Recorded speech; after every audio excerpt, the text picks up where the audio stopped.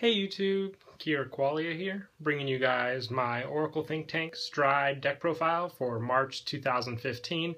This is a really fun and consistent deck that I just made, probably one of the most competitive decks I have at the moment.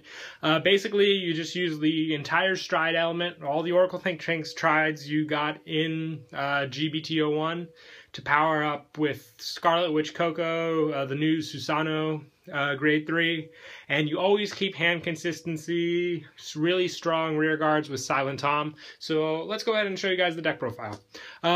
For Stride units, I run 4 Takamikazuchi.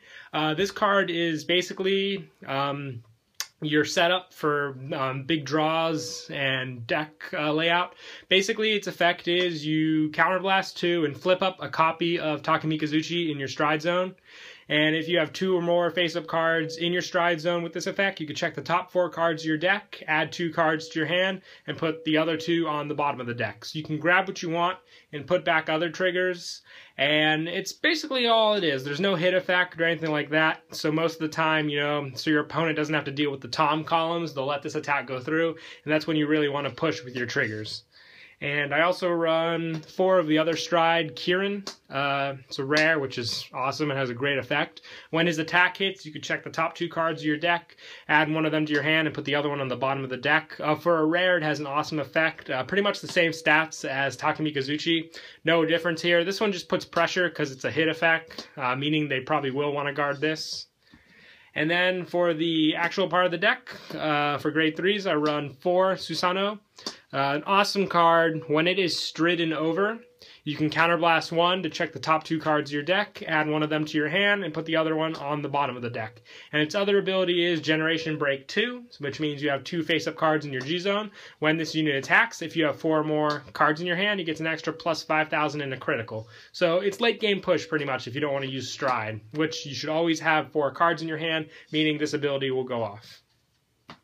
And for the other grade 3, I run 4 Scarlet Witch Coco. This card is still pretty cheap, which is surprising to me. It's a great card for this deck, meaning you have to run the Lulu starter just to get this effect off.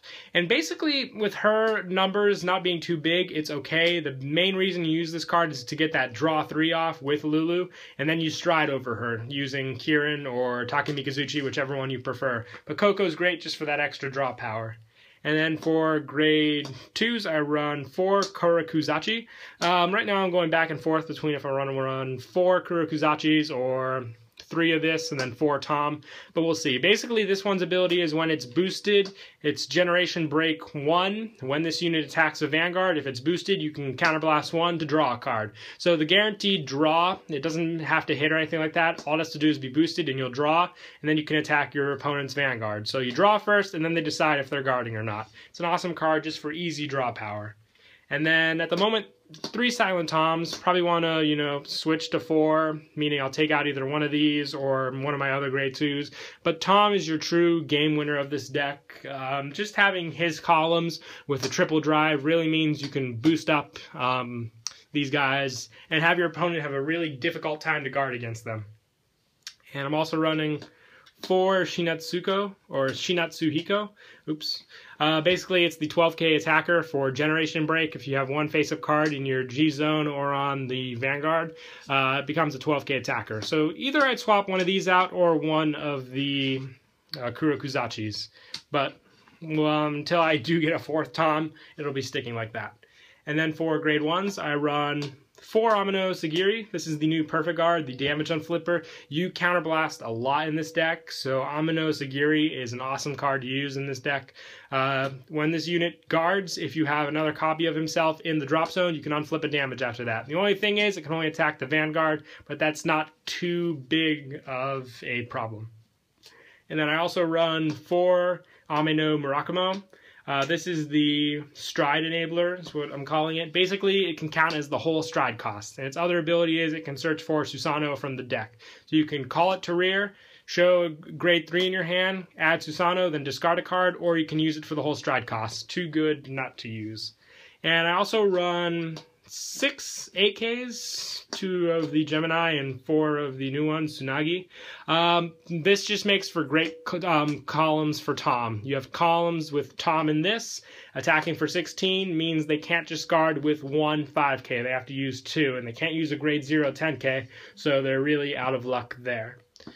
And then for grade 0s, your starter, Little Witch Lulu. She has the draw ability. Even if you use Susano, you'll still get a draw off of her, which is pretty good. And I like using the 8Ks because sometimes the big problem is you don't have something to boost turn 1 with your attack, but the 8K alone can hit a Vanguard. It doesn't need a booster. And then I also run 12 crits for Night, for Ginger, and 4 Psychic Bird. You really just want to go crits. You don't need draws in this deck. Just push with those Toms. And then 4 Lozenji Mages, probably the best heal for Oracles. So yep, that's it for the deck. Hope you guys enjoy. Don't forget to like and subscribe, and Kira Quali out.